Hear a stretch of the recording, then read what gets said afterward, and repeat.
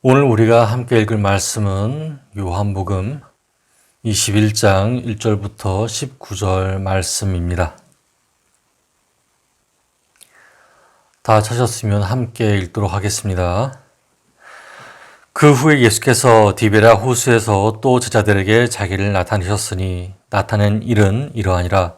시몬 베드로와 디두모라 하는 도마와 갈릴리 가나 사람 나다나엘과 세베대의 아들들과 또 다른 제자 둘이 함께 있더니 시몬 베드로가 나는 물고기 잡으러 가노라 하니 그들이 우리도 함께 가겠다 하고 나가서 배에 올랐으나 그날 밤에 아무것도 잡지 못하였더니 날이 새어갈 때에 예수께서 바닷가에 서셨으나 제자들이 예수인 줄 알지 못하는지라. 예수께서 이르시되 얘들아 너희에게 고기가 있느냐 대답하되 없나이다.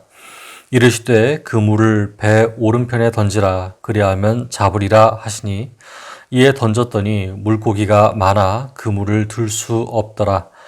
예수께서 사랑하시는 그 제자가 베드로에게 이르되 주님이시라 하니 시몬 베드로가 벗고 있다가 주님이라 하는 말을 듣고 겉옷을 두른 후에 바다로 뛰어내리더라.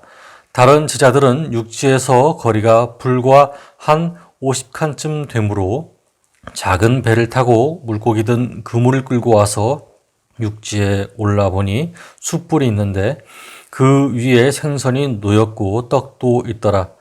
예수께서 이르시되 지금 잡은 생선을 좀 가져오라 하시니 시몬 베드로가 올라가서 그물을 육지에 끌어올리니 가득히 찬 물고기가 153마리라.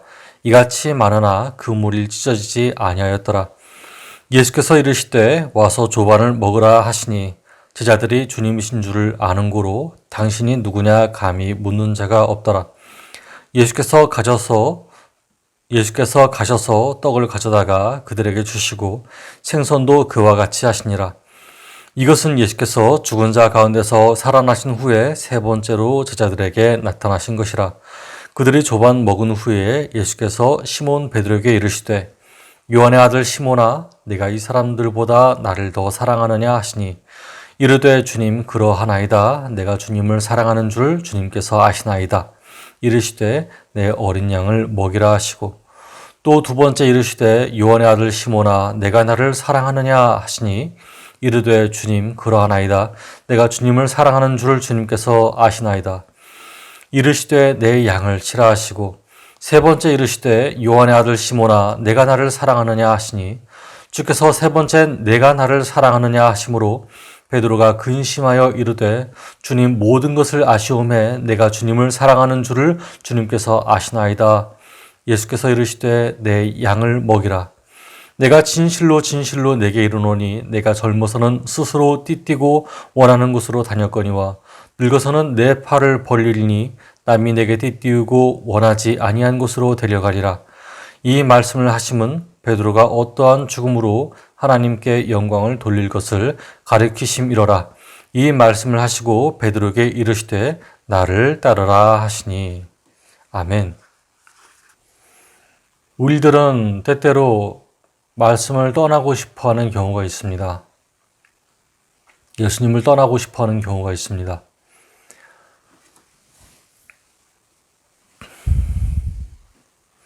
왜냐하면 지난날에 자기의 행동이 그렇게 깨끗해 보이지 않았기 때문이죠. 우리가 살아가는 동안에 얼마나 많은 실수를 저질렀는지 여러분들은 그 수를 세어보신 적이 있으신가요? 저는 그 수를 세어본 적은 없습니다. 그런데 요즘도 제가 죄를 짓고 있다라고 하는 것이 너무나도 창피하고 수치스럽습니다. 그래서 회개의 자리에 나아가질 잘 못해요. 회개를 했다 하더라도 그 순간에 들어오는 마음은 죄책감 뿐입니다. 아니, 나 같은 사람이 왜 전도사를 해야 돼? 나 같은 사람이 왜 이렇게까지 해야겠어? 그만두지.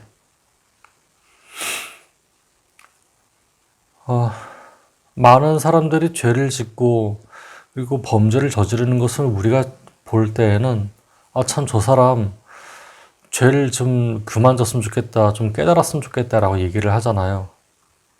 근데 저를 돌이켜 보게 되면은 제가 하나님 안에서 진짜 과연 좋은 전도사인가라는 생각이 계속 들어요. 나 좋은 전도사인가?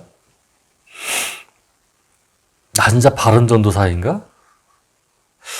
야, 이게 체력이 이래가지고 되나? 내가 삶을 이렇게 살아가지고 되나? 이런 생각들이 되게 많이 들어요. 어떤 사람들은 이런 마음을 들 때는 신앙에 대해서 포기를 해요. 다행히 저는 아직 신앙에 대해서는 포기하지 않았는데, 이전에 포기했다가 다시 이제 되잡기도 했는데, 어떤 사람들은 이 죄책감 때문에 신앙을 포기하기도 합니다. 신앙을 포기한다고 하는 것은 뭘까요, 그게? 죄책감 때문에 신앙을 포기할 수밖에 없는 이유. 자기 자신이 죄인이라는 걸 알아서 그래요. 너무나 부끄러워서. 자꾸 죄를 짓는 자기 자신이 너무나 못 믿어서 포기하고 싶어져요. 베드로가 그렇지 않았을까요, 여러분? 베드로가 예수님 다시 부활하기 전까지 얼마나 많은 죄책감에 시달렸겠어요. 자기가 예수님 앞에서 떳떳하게 나 예수님 절대로 부인하지 않겠어요. 나 예수님 절대로 버리지 않겠어요. 라고 얘기를 하잖아요. 근데 베드로가 어떻게 했어요? 부인했죠. 예수님 하신 말씀대로. 베드로야, 네가 나를 3번 부인하리라. 베드로가 결국에 자기 자신이 얼마나 연약한 사람인지를 알았을 때 예수님을 다시 따르고 싶어 했을까요? 여러분, 베드로에게는 죄책감이 있었어요.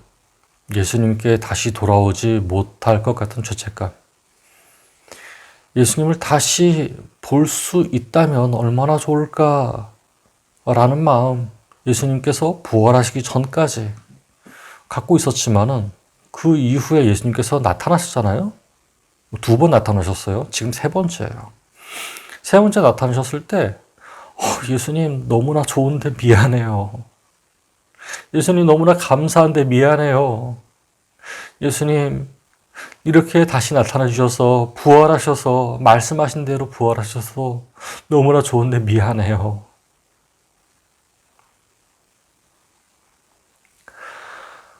오늘 본문에서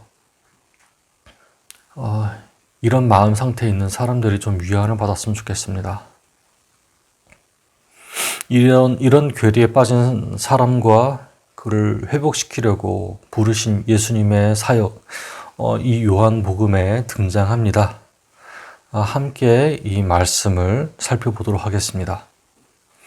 본문은 예수님의 부활 후 3번째 나타나신 이야기입니다. 특이한 점은 이 갈릴리 호숫가에 나타나신 예수님에 대하여서 요한복음만 이야기하고 있어요.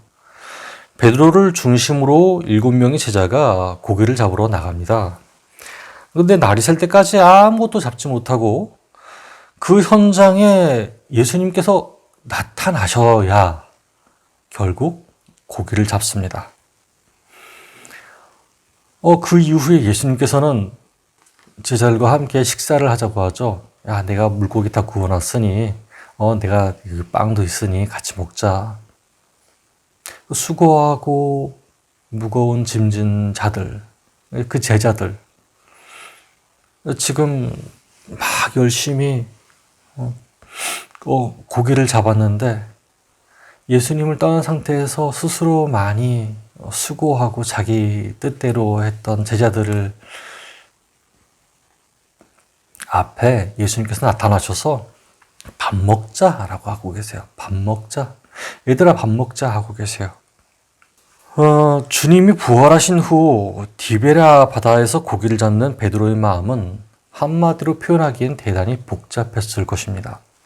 그것은 그의 최근 삶의 기적이 예수님 앞에서 내뱉은 말과 너무 달랐기 때문이죠. 베드로는 그가 후원장담에도 불구하고 3번이나 주님을 배반했습니다. 그것도 저주하면서까지. 무슨 저주인지는 제대로 쓰여있진 않아요. 근데 예수님을 3번 부인하면서 저주까지 했다고 했습니다. 예수님을 저주했다. 자기 자신이 지금까지 따라왔었던 선생님을 저주했다는 얘기예요. 그렇게 사랑하고 내가 진짜 예수님 아니면은 나 죽을 것 같아요. 내가 진짜 예수님 아니면은 내가 살 의미가 없어요. 예수님, 내가 예수님 반드시 지킬 거예요. 라고 했었는데 예수님께 호언장담했었는데 나 예수님 절대로 떠나지 않을 거예요. 죽음이 나를 갈라놓을지라도 그 말은 안 했어요. 내가 예수님을 결코 떠나지 않겠습니다. 라고 얘기했습니다. 그런데 배반을 해버렸어요. 그런 베드로가 주님의 한마디를 듣습니다. 아버지가 나를 보내신 것 같이 나도 너희를 보내노라. 이 말씀을 들었을 때 선뜻 사역의 자리로 나갈 수 있을까요?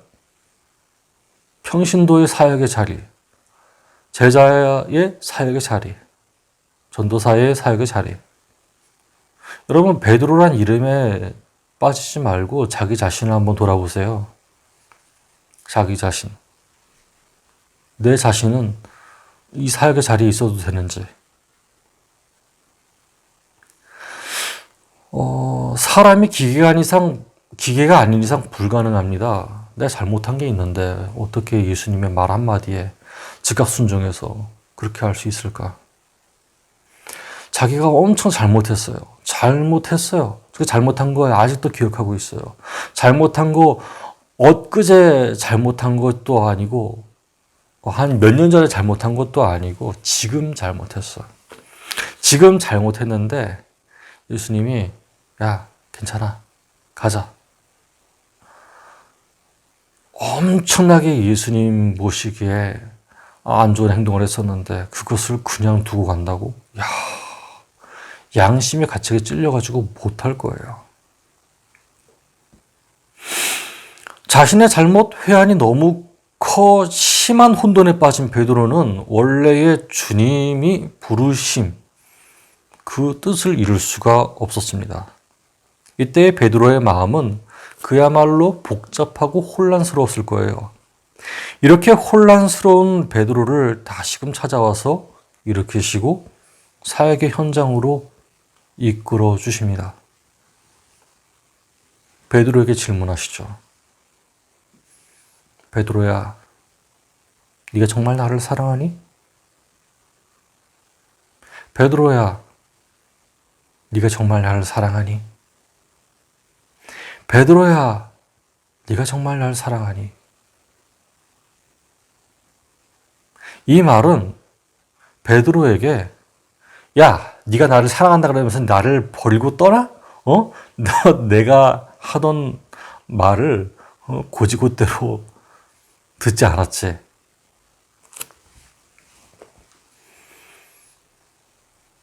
거 봐, 너 못해.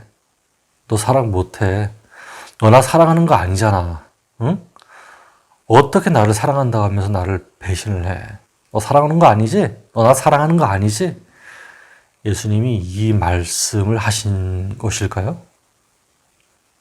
정말 안타깝게도 예수님께서는 이 말씀을 하신 게 아니셨어요.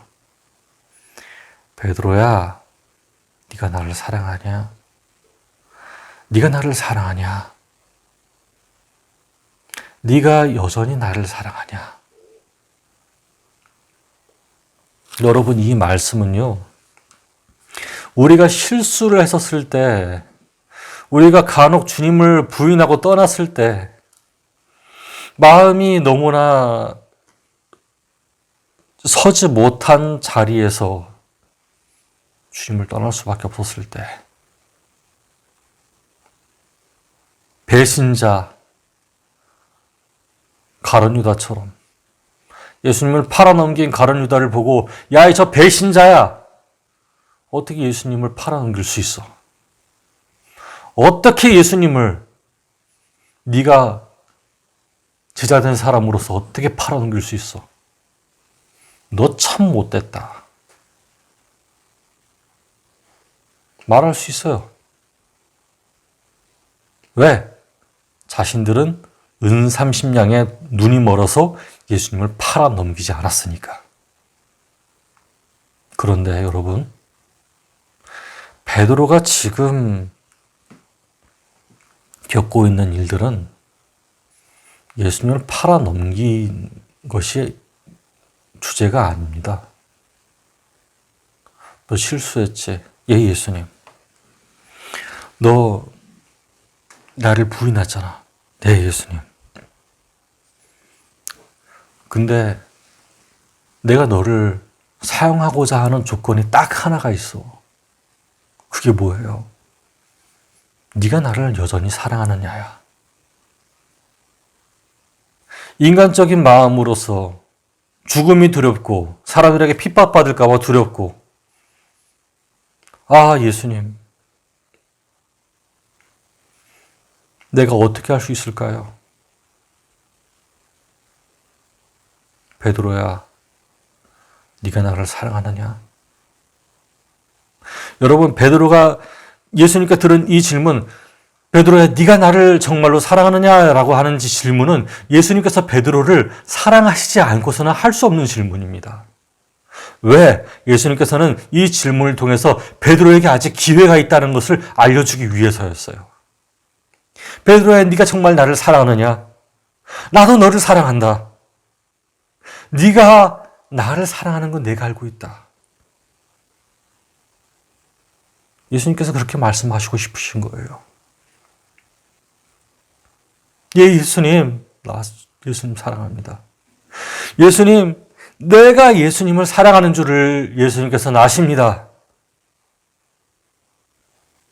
여전히 사랑하고, 여전히 마음 저리게 사랑하고, 그 속에서 마음 저리게 사랑하는데 내 자신은 너무나 연약하고 너무나 빈약해 보여서 예수님께 감히 사랑한다는 말을 못하는데, 예수님, 전 사랑합니다. 말씀만 이렇게 말하는 베드로에게 예수님께서는 말씀하십니다. 내 양을 치라. 내 양을 먹여라. 주님은 우리의 실수나 잘못 때문에 우리를 싫어하시고 버리시는 분이 아니십니다. 우리 인간은 정확한 것을 원하고 반듯한 것을 원합니다. 내가 실수를 하지 말아야지. 내가 적어도 이 정도까지는 해야 되지 않겠어? 내 나이가 몇인데. 내가 내 학력이 어떻고 내가 지금까지 이런 일들을 해왔고 내 경험치가 얼마나 되는데, 내가 경험한 것들이 얼마나 되는데 내가 이런 실수를 하면 되겠어? 안 되잖아. 그러니까 난 이만큼은 해야 돼. 나 적어도 이만큼은 해야 돼. 나 실수하면 안 돼. 자기를 몰아세우고 자신의 눈밖에 난 사람들에게 손가락질하고,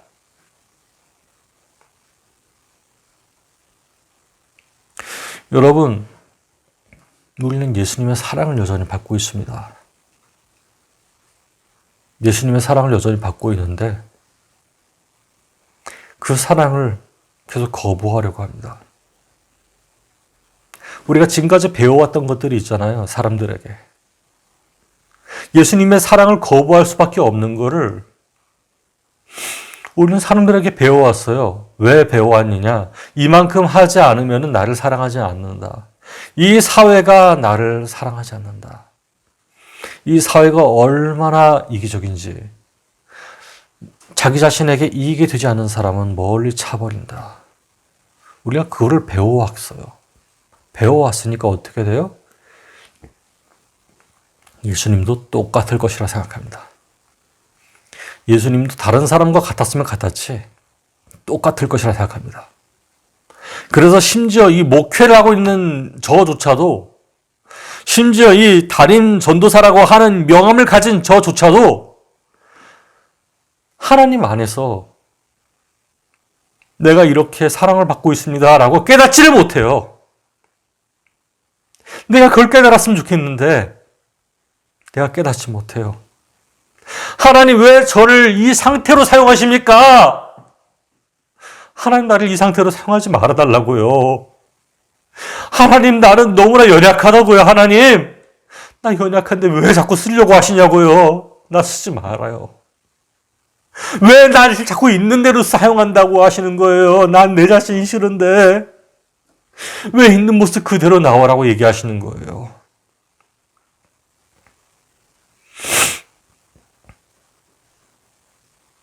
베드로의 심정이 이러는 거예요.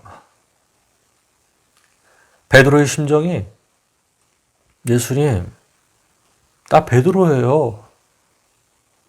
나 호언장담했다가 나 예수님을 부인한 사람이에요.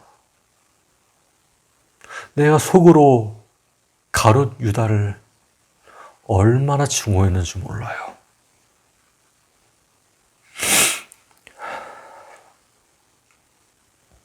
그런데 보니 저도 똑같네요. 예수님, 저 제발 좀 사용하지 마세요. 베드로의 지금 심정은 예수님 앞에서 이런 심정일 거예요. 베드로의 심정은 지금 내 양을 먹이라라고 하는 예수님 심정 앞에, 예수님의 말씀 앞에서 이런 걸 거예요. 예수님, 나를 떠나주세요. 나는 죄인입니다. 베드로는 참 잘못이 많았어요. 베드로는 참 자기 자신이 부족함을 아는 사람이었어요. 아는데도 불구하고 계속 죄를 저지르는 사람이었어요. 그런데 예수님께서는 베드로에게 말씀하세요. 내 양을 치라. 내 양을 먹이라. 이 말씀하신 건 단 하나. 너 힘으로 안 된다는 것을 인정하라고. 너의 절제력, 너의 인내력, 그것으로 내 사역을 이룰 수 없다라는 것을 네가 인정해야 된다고. 사람들이 너는 이렇게 해야 돼. 너는 성인이니까 이렇게까지 해야 돼.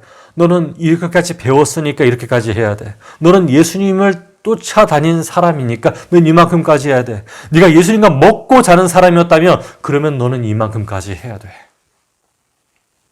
의무감, 막중한 책임감, 너무나 많은 상태에서 베드로는 자기 자신의 힘으로 그것을 못한다는 것을 결국에는 깨닫습니다. 그리고 예수님의 사랑이 여전히 그런 자신에게 지속되고 있다는 것을 예수님의 말씀을 통해서 깨닫게 되죠. 예수님께서는 부활하시고 제자들에게 보혜사 성령을 내려주십니다.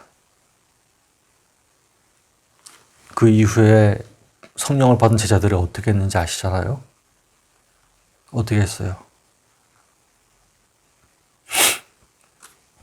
보혜사 성령을 받은 제자들이 나가서 담대히 예수님을 전합니다. 특히 베드로가 얼마나 겁쟁이였어요.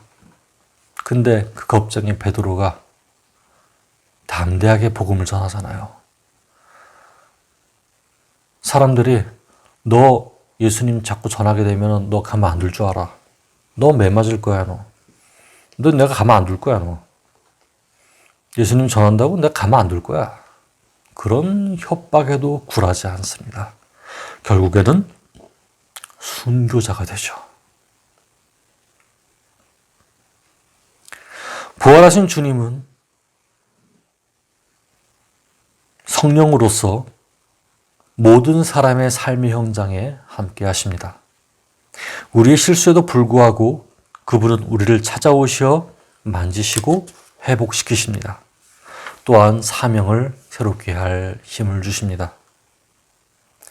복음의 진리 안으로 우리를 부르신 주님은 이제 우리를 사역의 현장으로 부르십니다. 주님의 가없는 사랑을 받은 사람으로서 주의 양떼를 사랑하며 예수님의 소명을 받는 자리로 나아갑시다. 이같이 자신의 팔을 벌린 사람만이 주님의 이끌림을 받을 수 있습니다. 여러분, 소명의 자리, 사명의 자리를 어렵게 생각하지 않았으면 좋겠습니다. 나는 이것 때문에 안 되는데, 난 저것 때문에 안 되는데, 안 되는 거 맞아요. 그리고 중요한 거 하나, 무언가를 이루려고 하지 마세요. 중요한 거 하나, 내가 내 힘으로 무언가를 이루려고 하지 마세요. 내가 내 절제력으로 사람들에게 본을 보이겠어. 내가 가진 이 돈으로 다른 사람들을 먹이겠어. 내가 가진 이 지식으로 다른 사람들을 많이 가르치겠어. 라고 하는 마음을 버리시고 오늘 한 가지만 기억하시기 바랍니다. 한 가지. 예수님이 여전히 나를 사랑하신다. 사랑하는 마음 하나면 족하다.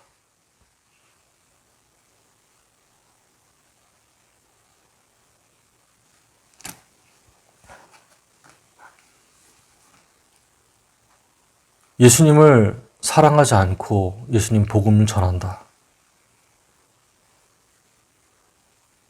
로봇이겠죠?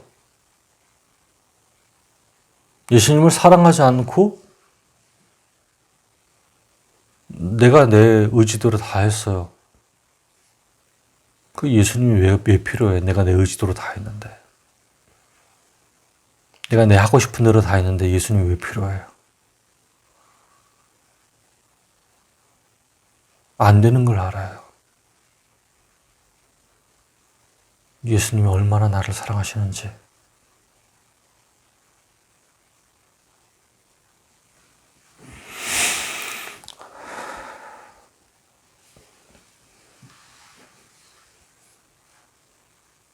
여러분, 예수님의 마음이 여러분 가운데 있기를 바랍니다.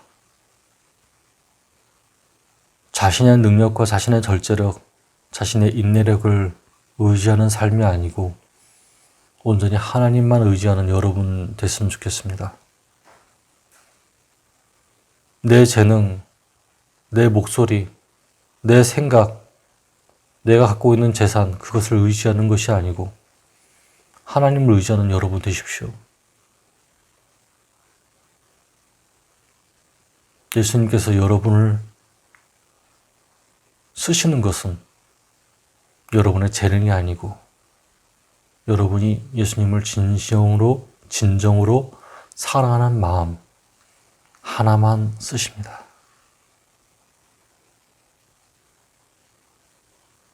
기도하겠습니다. 하나님, 우리가 하나님의 말씀을 들었습니다. 이 말씀을 들었을 때 우리는 생각합니다.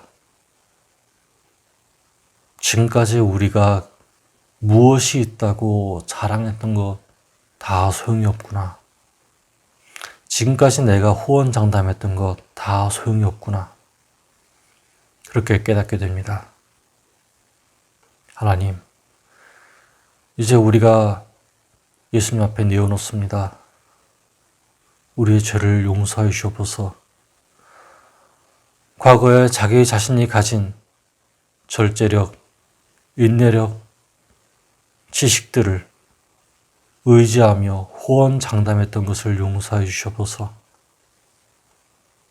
이제 우리가 온전히 주님께 내려놓고 주님께서 허락하신 그 사명을 감당하기 원합니다.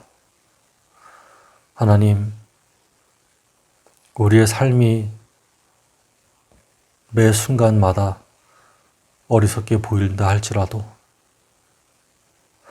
하나님께서는 우리를 사랑하시고 또한 다시 돌아오고자 하는 자에게 여전히 예수님을 사랑하면서 그 마음속에 부끄러움 가진 우리들을 내치지 않고 주님의 사랑의 자리로 이끌어준 줄 믿습니다. 하나님, 우리가 지난날 이러한 부끄러움에 대한 고백을 하지 못했던 것을 용서해 주옵소서. 사람들 앞에서 내 자신의 잘난 모습을 드러내기 위해서 노력하였던 어리석음을 용서해 주옵소서. 이제는 우리가 하나님 앞에 나아갑니다. 모든 허물, 모든 껍데기, 모든 나의 자랑을 다 내어버리고 하나님만 경배하면서 살 수 있게 허락하여 주시옵소서. 예수 그리스도 이름으로 기도드렸습니다. 아멘.